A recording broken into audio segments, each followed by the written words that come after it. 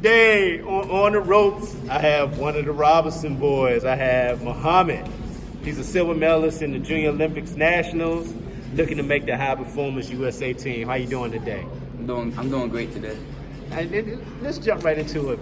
Talk about the experience of boxing in your father's basement, because I had a chance to interview the Russell sons, and they talked about their experience of their dad also starting in the basement. What's that experience like for you?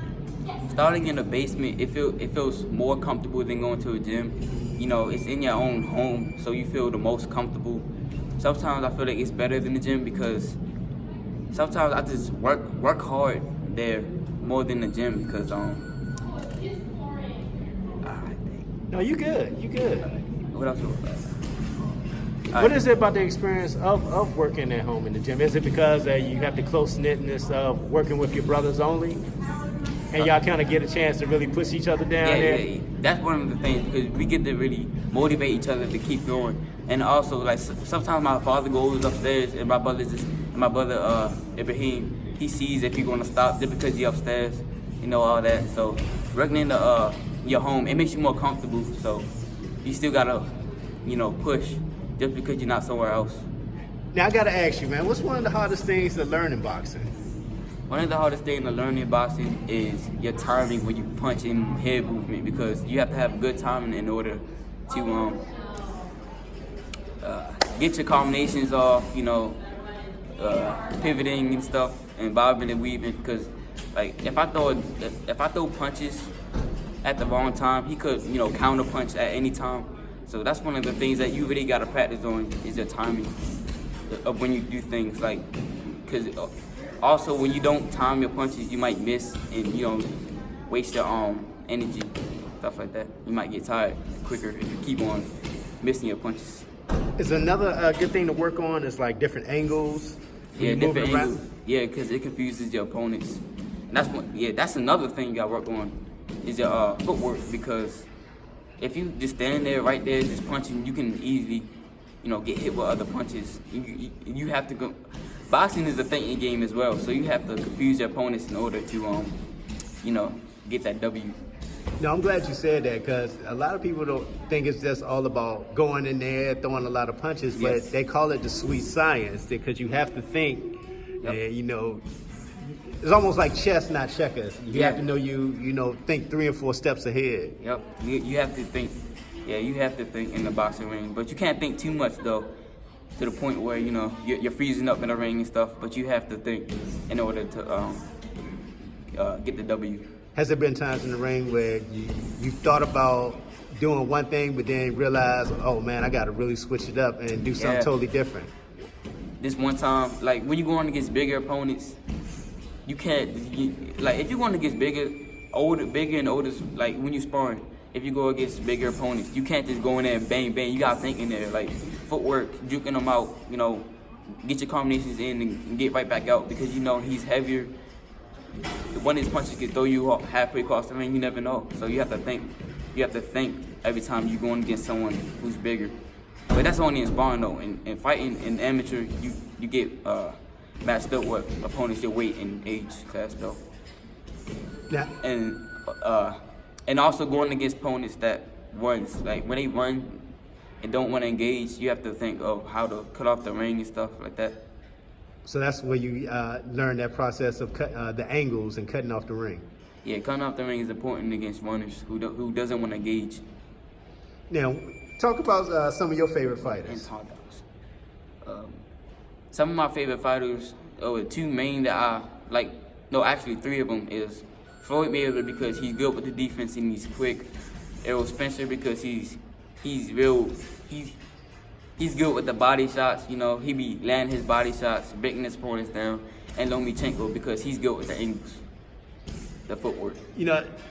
Let's start with Errol Spence. I love, they should call him Earl the Body Spence, because he loves to take opponent's body away. Talk about the importance of taking that body away. What does that lead to once you start taking that body away?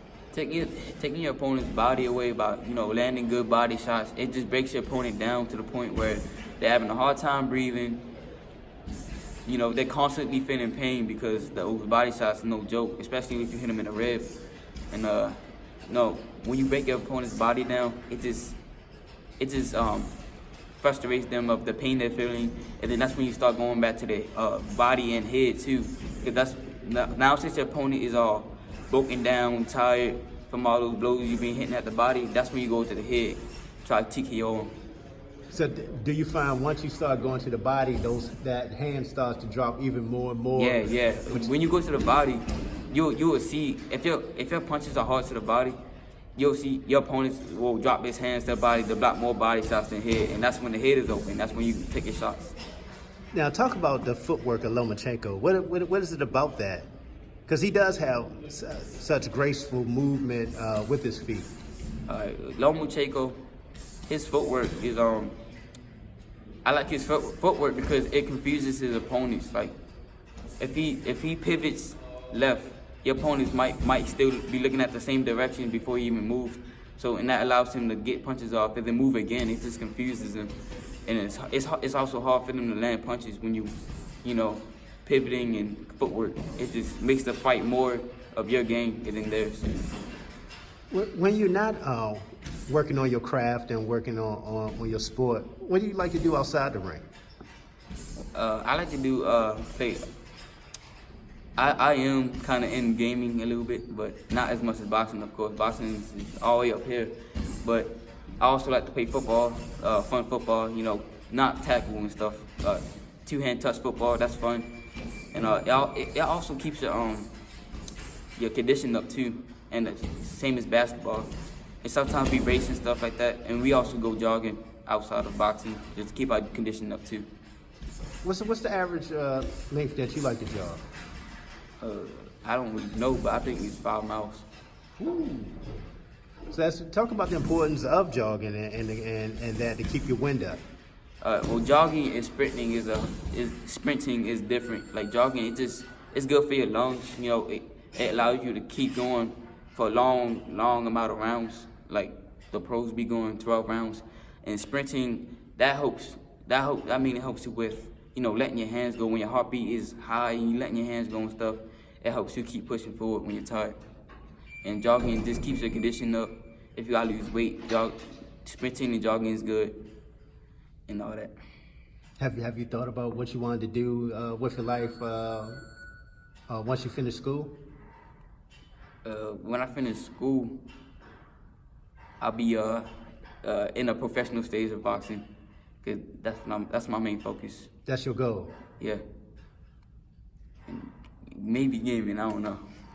Yeah, you know, it's kind of funny that, you know, parents should be like, put that gaming down. But I just seen an article where a guy got paid like $2 million for gaming, man. Oh, yeah, someone just got paid $3 million. $3 million, yeah. I was like, woo! You almost want to be like, man, don't put the game down. Just sitting down on the chair, moving the mouse and keyboard. But that does take some practice too, but it's definitely not close to being as rough as boxing. Boxing is a whole different level. What do your friends think about you doing this?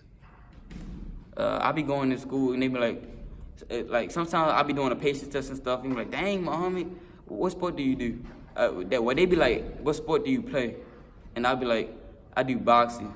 And he was like, so, and my friends be like, sometimes, you play boxing? I was like, no, you don't play boxing, I do boxing, or I box. And they was like, oh, man, can you beat him up? And I was like, well, if someone asks you if you can beat someone up, the best answer is I don't know, because you don't know what they can do. But of course, you always supposed to believe in yourself. But the best answer is I don't know. But they be shocked that I be doing boxing.